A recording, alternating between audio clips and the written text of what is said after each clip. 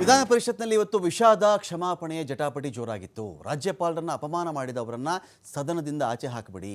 ವಿಧಾನ ಪರಿಷತ್ನಲ್ಲಿ ವಿಪಕ್ಷ ಬಿಜೆಪಿ ಸದಸ್ಯರ ಆಗ್ರಹ ಇದು. ಯಾರೆಲ್ಲ ರಾಜ್ಯಪಾಲರಿಗೆ ಅವಮಾನ ಮಾಡಿದ್ರು, ಅಪಮಾನ ಮಾಡಿದ್ರೋ ಒಳಗಡೆ ಇಟ್ಕೋಬೇಡಿ, ಅವ್ರನ್ನ ಮೊದಲು ಆಚೆ ಕಳಿಸಿ ಅವ್ರನ್ನ ಅಂತ. ಸಂವಿಧಾನವನ್ನೇ ಬದಲಾಯಿಸಿ ಎಂದವರಿಂದ ಸಂವಿಧಾನದ ಪಾಠ ಮಾಡಬೇಕಾಗಿಲ್ಲ, ಕೇಳಬೇಕಾಗಿಲ್ಲ. ನಾವು ಯಾರೆಲ್ಲ ಸಂವಿಧಾನ ಚೇಂಜ್ ಮಾಡಿಬಿಡ್ತೀವಿ ಅಂತ ಹೇಳಿದ್ರು ಅಂಥವರಿಂದ ನಾವು ಸಂವಿಧಾನದ ಬಗ್ಗೆ ಪಾಠಗಳು ಕೇಳಬೇಕೇನ್ರಿ? ತ್ರಿವರ್ಣ ಧ್ವಜವನ್ನೇ ಹಾರಿಸದವರಿಂದ ಸಂವಿಧಾನದ ಬಗೆಗಿನ ಗೌರವವನ್ನು ಕಲಿಯಬೇಕಾಗಿಲ್ಲ ಅಂತ ಬಿಜೆಪಿ ಸದಸ್ಯರಿಗೆ ತಿರುಗೇಟ್ ಕೊಟ್ಟಿರೋದು ಕಾಂಗ್ರೆಸ್ನ ಬಿ ಕೆ ಹರಿಪ್ರಸಾದ್. ಇವತ್ತು ಕಲಾಪ ಶುರುವಾಗ್ತಾ ಇದ್ದಂತೆಯೇ ಆರೋಪ ಪ್ರತ್ಯಾರೋಪ ಜೋರಾಗಿತ್ತು. ಕೊನೆಗೆ ಧರಣಿ ನಿರ್ಧಾರದಿಂದ ಬಿಜೆಪಿ ಒಂದು ಕಡೆ ಹಿಂದೆ ಸರಿಯುತ್ತೆ. ಹರಿಪ್ರಸಾದ್ ವಿರುದ್ಧ ಕ್ರಮಕ್ಕೆ ಆಗ್ರಹಿಸಿ ಒಂದು ಕಡೆ ಮನವಿ ಕೂಡ ಸಲ್ಲಿಕೆ ಆಗುತ್ತೆ. ಹರಿಪ್ರಸಾದ್ ಮಾತಿನ ವಿಚಾರವಾಗಿ ಸಭಾಪತಿಗಳಿಗೆ ದೂರು ಕೂಡ ಒಂದು ಕಡೆ ಸಲ್ಲಿಕೆ ಆಗಿದೆ.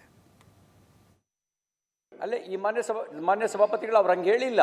ಅವ್ರು ಹೇಳಿರ್ದೇನು, ಈಗ ಹೇಳಿದ್ರಲ್ರಿ, ಈಗ ರಾಜ್ಯಪಾಲರು ವಿಧಾನ ಮಂಡಲದಲ್ಲಿ ನಡೆದುಕೊಂಡ ರೀತಿಯನ್ನು ನಾವು ಖಂಡಿಸುತ್ತಿದ್ದೇವೆ. ಈಗ ಅವರು ಸ್ವಾಗತ ಮಾಡ್ತಾರಲ್ಲ, 163 ಮತ್ತು 173ಕ್ಕೆ ವಿರುದ್ಧವಾಗಿ ನಡೆದುಕೊಂಡಿದ್ದಾರೆ. ಇಡೀ ಕರ್ನಾಟಕದ ಜನತೆಗೆ ಮತ್ತು ವಿಧಾನ ಮಂಡಲಕ್ಕೆ ಅಗೌರವವನ್ನು ತೋರಿಸಿದ್ದಾರೆ.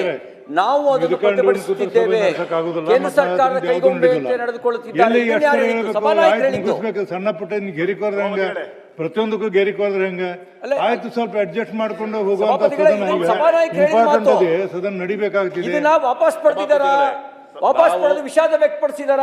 ಇಲ್ಲ ಇಲ್ಲ, ನಾನು ಅವರು ವಿಷಾದವನ್ನು ವ್ಯಕ್ತಪಡಿಸಿಲ್ಲ, ಕ್ಷಮೆ ಕೋರ್ಬೇಕು ಅಂತ ಕೇಳಿದ್ವಿ. ನಾವು ಅದನ್ನ ಪಟ್ಟು ಹಿಡಿಯಲಿಲ್ಲ. ನೀವು ಸದನ ನಡೀಬೇಕು, ಈ ರೀತಿ ಹೋಗೋದು ಬೇಡ ಅಂತೇಳಿ ನಾವು ಬಾವಿ 2000 ಅನುಚ್ಛೇದ 2008/1 ನಲ್ಲಿ ನೀವು ಇದನ್ನ ಮಾಡಿರ್ತಕ್ಕಂಥದ್ದು.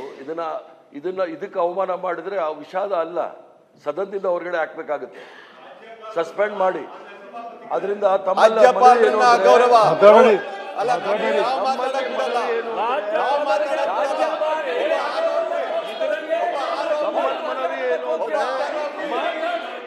ತಮ್ಮ ಸ್ಥಾನಕ್ಕೆ ಅಗೌರವವನ್ನು ತೋರಿಸಿದ್ದಾರೆ, ಸಂವಿಧಾನಕ್ಕೆ ಅವಮಾನ ಮಾಡಿದ್ದಾರೆ.